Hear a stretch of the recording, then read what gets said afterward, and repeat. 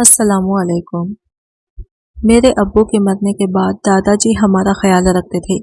जी रोज़ाना दादाजी अम्मी को अपने कमरे में बुलाते थे कि मुझे दवा खिला दो, और रोज़ाना अम्मी रोते हुए दादाजी के कमरे से निकलती थी। एक दिन दादाजी ने कहा कि अपनी अम्मी को भेजो, मुझे दवा खिला दें। मैंने अम्मी की चादर ली और दादाजी के कमरे में चली गई। अभी कमरे में गई ही थी कि दादाजी ने मुझे अम्मी समझकर ऐसा काम किया कि मेरी रूह फना हो गई, क्योंकि जिंदगी में रोनुमा होने वाले कुछ हादिसात इंसान को आजमाइश की ऐसी चक्की में डाल देते हैं कि वो चाहकर भी इससे बाहर नहीं निकल सकता। हम माँ बेटी भी ऐसे ही दर्दनाक जिंदगी बसर करने पर मजबूर थे। मेरे वालिद की नागहानी मौत ने हम पर आजमाइशों के पहाड़ तोड़ डाले थे। मेरी वालिदा रो रो कर बेहाल हो चुकी थी। हम लोग शहर में रहते थे, लेकिन मेरे वालिद गाँव के रिहायशी थे। उन्होंने मेरी वालिदा से मोहब्बत की शादी की थी, लेकिन मेरे वालिद के खानदान ने मेरे वालिदा को कबूल करने से इनकार कर दिया था। यही वजह थी कि हम शहर में रहते थे। हमने आज तक अपने दादा दादी और बाकी खानदान वालों को नहीं देखा था। भाई अपने वालिदैन की एक ही बेटी थी। मैं अभी 18 साल की ही थी। मैं कॉलेज में पढ़ती थी कि एक दिन अचानक मेरे अब्बा के दोस्त हमारे घर आई और ये कैसी खबर सुनाई कि हम जीते जी ही मरे तो गए। वो कहने लगे कि अब्दुल्ला का एक्सीडेंट हो गया है। ये सुनकर मैं और मेरी वालिदा परेशान हो गई। हमारे तो जैसे जिस्म से जान ही निकल गई थी। जब तक हम हॉस्पिटल पहुंचे मेरे वालिद दम तोड़ चुके थे। मेरी वालिदा ये देखकर वही बेहोश हो गई। ये एक माई थी जो दूर सदमे से गुजर रही थी। एक तरफ मुझसे ज्यादा चाहने वाले मेरे वालिद मुझसे बहुत दूर जा चुके थे। फिर मेरी वालिदा की हालत सुधरने का नाम नहीं ले रही थी।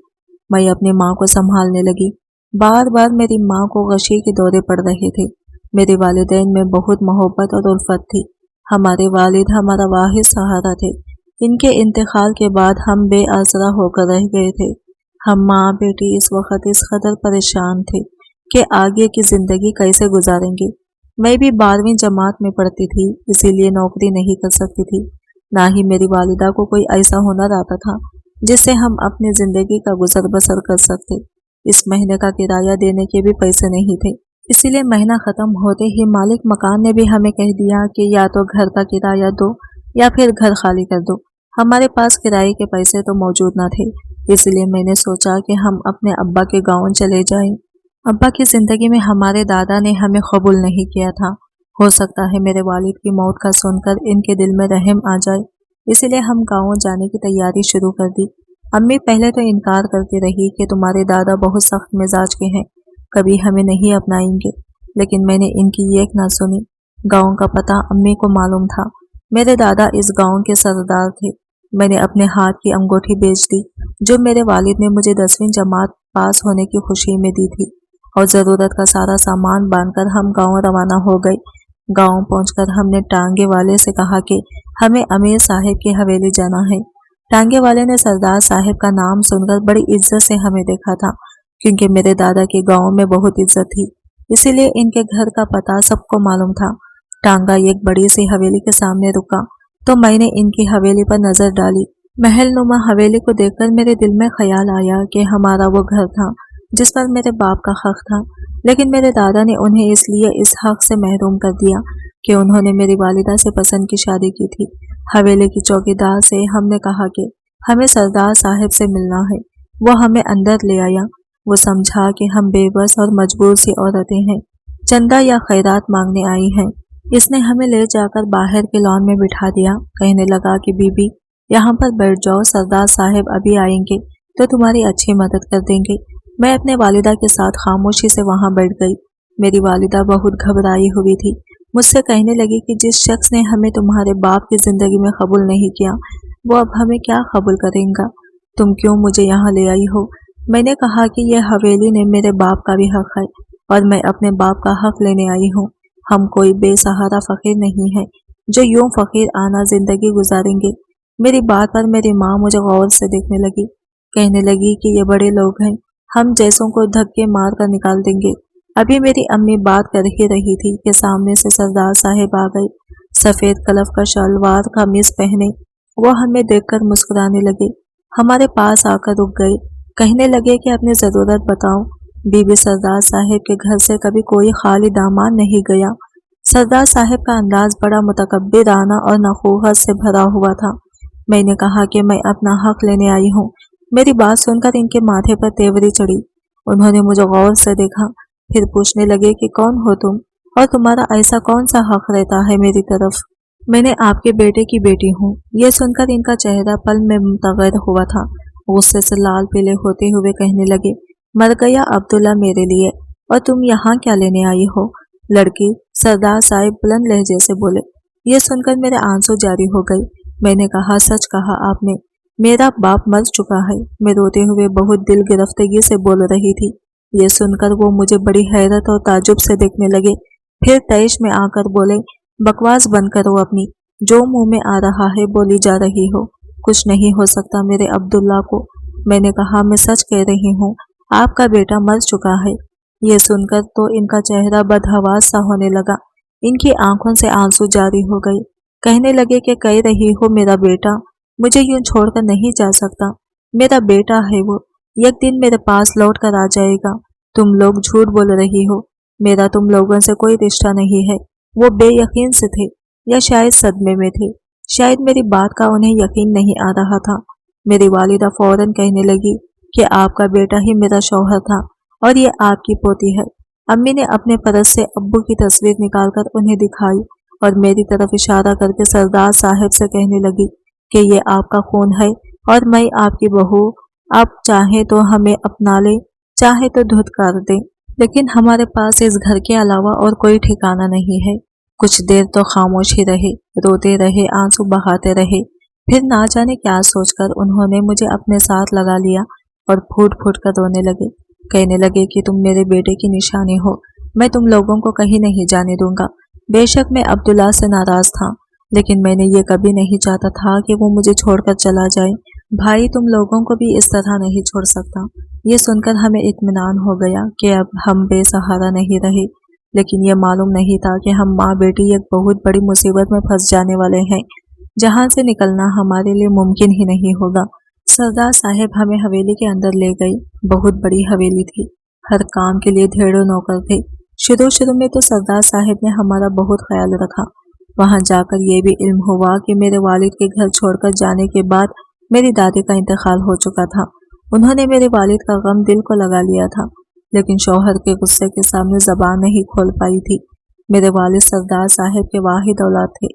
दादी के जाने के बाद अब वो तन्हा रह गए थे। मेरे दादा मुझसे बहुत मोहब्बत करते थे। जब भी गाँव से वापस लौटते, घंटों में मेरे पास बैठकर मेरे वालिद की बातें सुनते रहते थे और आंसू बहाते रहते थे। अभी हमें वहां रहते एक माह ही गुजरा था कि सरदार साहब मुझसे बहुत प्यार करते थे, लेकिन एक अजीब बात यह थी कि मेरी वालिदा से बात नहीं करते थे, इन्हें देखते भी ना थे, ना ही इनसे कोई गुफ्तगू करते थे। शायद इनका दिल मेरी वालिदा की तरफ से अभी भी साफ नहीं था। जब भी इनकी नजर मेरी वालिदा पर पड़ती तो वो माथे पर तेवरी चढ़ाने लगते, लेकिन अब वो बहुत बीमार रहने लगे थे। नौकरों पर चीखते रहते थे, दवा नहीं खाते थे। तब मेरी वालिदा ने ही हिम्मत मजतमा करके इनकी डांट सुनने के बावजूद इनकी खूब खिदमत की। इन्हें दवा वो खुद खिलाने लगी। पहले तो वह अम्मी को घूरते रहते थे, दवा खाने से भी इनकार करते थे, लेकिन आहिस्ता आहिस्ता इनका रवैया मेरी वालिदा से बदलने लगा। शायद इनके दिल में मेरी वालिदा के लिए गुंजाइश पैदा हो चुकी थी। अब वो रात को जब भी दवाई खाने लगते तो मेरी वालिदा से ही कहते कि मुझे आकर दवा खिला जाओ। मेरी वालिदा उन्हें दवा खिलाने कमरे में चली जाती। पहले तो अम्मी 15 मिनट में ही वापस आ जाती थी। मैं तब तक अपने कमरे में लेट जाती थी, लेकिन जब कमरे से बाहर आती तो कुछ मुतफक्किर सी होती थी, किसी गहरी सोच में डूबी हुई होती थी, और जब मैं इनसे वजह पूछती तो वो चौंक सी जाती थी। मुझे नम आंखों से देखते, नफी में सर हिलाते हुए कहते कि कुछ नहीं हुआ, तुम सो जाओ। मुझे ये सुनकर अजीब सा लगता था कि दादा आखिर ऐसा क्या कहते थे जो वो बाहर आते ही परेशान से गुमसुम सी हो जाती थी। जब से मेरे वालिद का इंतकाल हुआ था, मैंने अपने वालिदा के चेहरे पर मुस्कुराहट तक नहीं देखी थी। वो हर वक्त उदास और गमज़दा सी रहती थी। पहले तो दादा अम्मी से सिर्फ दवा ही मांगते थे, लेकिन अब तो वो अपना हर काम मेरी अम्मी से करवाने लगे थे। हालांकि इनकी खिदमत गुजारों में कमी नहीं थी। बात अगर यही तक रहती तो मुझे बुरा न लगता, लेकिन कुछ दिनों से जो बात मैंने महसूस की वो कुछ अजीब सी थी। रात को जब दादा अम्मी से दवा मांगते और अम्मी इनके कमरे में चली जाती तो जब वो वापस आती तो वो रो रही होती थी। और अब तो दादा के कमरे में अम्मी को घंटों लग जाते थे। मेरी वालिदा रात को मेरे साथ मेरे कमरे में ही सोती थी। जब तक अम्मी दादा के कमरे में रहती मुझे नींद नहीं आती थी। बस मैं यही सोचती रहती थी कि एक दवा देने में कौन सा टाइम लगता है, 10 मिनट या 15 मिनट लगते हैं। लेकिन मेरी माँ 1-2 घंटे वहाँ दादा के कमरे में क्या करती रहती थी। और दूसरी हैरानकुन बात मेरे लिए ये थी कि मेरे दादा का रवैया मेरी माँ से बहुत बदलने लगा था। वो उन्हें बहुत अहमियत देने लगे थे, लेकिन मेरी वालिदा इनके सामने हमेशा डरी सहमी से रहती थी। हैरत का झटका मुझे इस वक्त लगा जब उन्होंने कहा कि तुम्हारी माँ आज के बाद औरतों की सरदानी है, औरतों के मसाइल को अब वही देखा करेगी। मुझे लगा था कि ये बात सुनकर मेरी वालिदा खुश हो जाएंगी कि खुदा ने इन्हें इनका मकाम वापस लौटा दिया है, मगर वो फिर भी अफसरदा सी रहती थी। हर वक्त ना जाने क्या सोचती रहती थी। मेरे लिए यह बात बहुत खुशी की थी कि मेरी वालिदा को इस हवेली में बहू की हैसियत मिल गई थी। लेकिन इस बात पर भी मेरी वालिदा के चेहरे पर जरा से भी मुस्कुराहट नहीं आई थी। अब तो मेरी वालिदा का यह हाल था कि जब भी उन्हें दादा दवा के लिए कहते तो वो मुझे घबराई हुई सी लगने लगती थी। और जब वो कमरे से वापस आती तो पसीने से शराबुर उड़ी हुई रंगत के साथ वापस आती। जब मैं इनसे वजह पूछती तो कहती थी कि कुछ नहीं, तुम क्यों मेरा इंतजार में जागती रहती हो, सो जाया करो। मैंने कहा जब तक आप मेरे पास नहीं आ जाते मुझे नींद नहीं आती। ना जाने क्यों मेरी इस बात पर वो मुझे बड़े गौर से देखते और फिर प्यार से मेरे सर पर हाथ फेरने लगते। एक बार मेरी आंख किसी की सुसुकियों की आवाज से खुली। मैंने देखा मेरी वालिदा जाए नमाज बिछाए रो रही है। मुझे इनके रोने पर हैरत से होने लगी, क्योंकि बेज़ाहिर तो सब कुछ ठीक हो गया था। अब तो दादा भी इन्हें इज्जत देते थे। हम इस घर में बहुत खुश थे, किसी चीज की कोई कमी ना थी। दादा ने गांव वालों के सामने मुझे पोती की हैसियत से कबूल कर लिया था। मेरी वालिदा को बहुत अहमियत देते थे। फिर वो क्यों रोती रहती थी? शायद मेरे वालिद की वजह से, क्योंकि मेरी वालिदा को मेरे वालिद से बेहद मोहब्बत थी। लेकिन फिर कुछ ऐसा मैंने देखा कि मेरे पैरों तले से जमीन ही निकल गई। अम्मी दादा को दवा देने गई थी।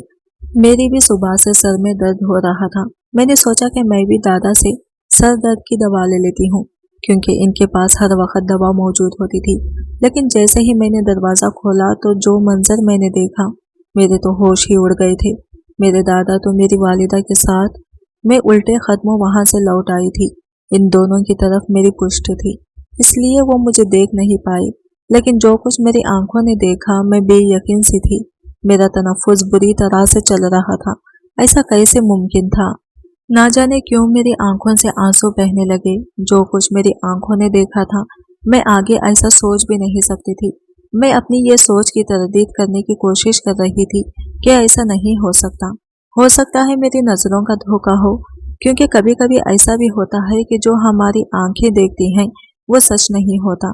और जब सच सामने आए तो हमें अपनी आंखों के देखने के अंदाज पर अफसोस होने लगता है। जब अम्मी रात को कमरे में आई तो अपने आंसू साफ कर रही थी। जब मेरे पास आकर लेट गई तो मैंने पूछा, अम्मी आप जब भी दादा को दवा देकर आती हैं तो रोती क्यों हैं? कहने लगी, समझ लो मेरी किस्मत ही ऐसी है। मैं नहीं जानती थी कि वो मुझसे सच क्यों नहीं कह रही, क्योंकि जब मैंने अचानक से दरवाज़ा खोला था तो दादा अम्मी से कह रहे थे कि अगर अम्मी ने इनकी बात ना मानी तो वो इन्हें घर से धक्के देकर निकाल देंगे। मेरी वालिदा इनके सामने हाथ जोड़ रही थी, रोते हुए कह रही थी, जी ये करना चाहते हैं, इसे मेरे अजायज़ अमल है। मैं आपकी बहू हूँ, आपके बेटे की बीवी। आप कैसे मेरे साथ ये जुल्म कर सकते हैं? आप मेरे बाप की जगह हैं। खुदारा मुझे इज्जत से इस घर के ये कोने में पड़ा रहने दे। मेरे इनकार पर आप मुझे घर से निकाल देंगे तो मैं कहाँ अपने जवान बेटे को लेकर जाऊंगी? मेरी माँ रो रो कर मेरे दादा से इल्तिजा कर रही थी। इससे ज्यादा मेरी समात में मजीद कुछ सुनने की गुंजाइश नहीं थी। मैं वापस कमरे में लौट आई थी। जिस किस्म की बातें मैंने सुनी थी और जिस कदर मेरा दादा मेरी माँ पर आजकल मेहरबानियां कर रहा था और मेरी वालिदा गुमसुम सी हो चुकी थी, जिस ख्याल ने मेरे अंदर से जान निकाल दी थी, मैं इसकी तरदीद कर रही थी। अभी मैं इसी उलझन से निकली भी ना थी कि हमारे घर की मुलाजिमा ने मेरे शक को यकीन में बदल दिया। वो मुलाजिमा कहने लगी कि सरदार साहब जैसे नजर आते हैं वैसे है नहीं, बहुत रंगीन मिजाज के हैं। जवानी में तो गैर औरतों के साथ ताल्लुकात भी थे, अब जरा गांव वालों की नज़र में नेकवार बनते फिरते हैं। لیکن عیاشی کا اگر اس عمر میں بھی موقع ملے تو چھوڑتے نہیں ہیں۔ اللہ بچائے بھی ایسے لوگوں سے۔